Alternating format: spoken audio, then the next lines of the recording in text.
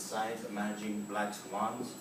It was published by MIT Sloan Management Review, and it was written by Renee Ferguson. The reason that I chose this article is because I'm a business management major, and the main topic of this article focuses on a management concept that might not be familiar to some of you guys, but I found it to be relatively interesting. So really quickly, just a couple of things I'm going to cover. I'm going to cover what is a black swan, traditional versus scientific management, risk management practices, how this article is relevant in the business world, and just a couple of things that I found to be very compelling. So what is a black swan? To put it simply, a black swan is an unpredicted catastrophic event that occurs in not only the business society, but also society as a whole. There have been many instances of a black swan events throughout our history. Just to name a few, the savings and loan crisis, which occurred before any of us were born, in the 70s and 80s.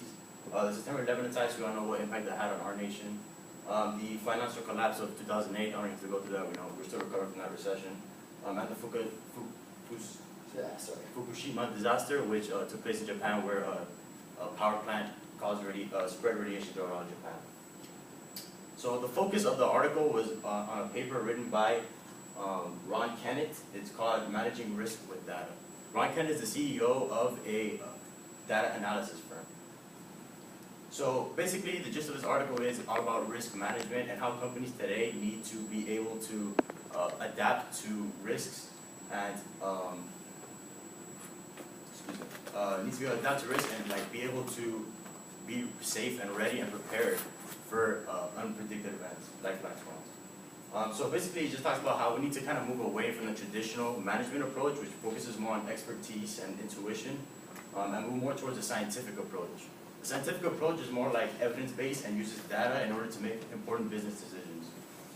He also thinks by moving into the scientific approach, business can not only mitigate risk, but it can also be more effective and efficient in its daily operations.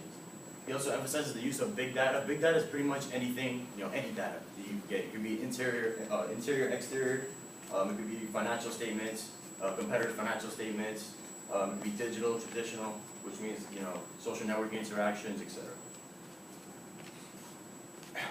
Through his research, he came up with 5 risk management practices. First, we have intuitive, which is pretty much just intuition-based. All management styles is all intuitive. Second is qualitative, which is more like expertise and experience. He thinks that most businesses today are kind of stuck within these 2 practices. Thirdly, we have quantitative, which is more like using some data in order to derive risk.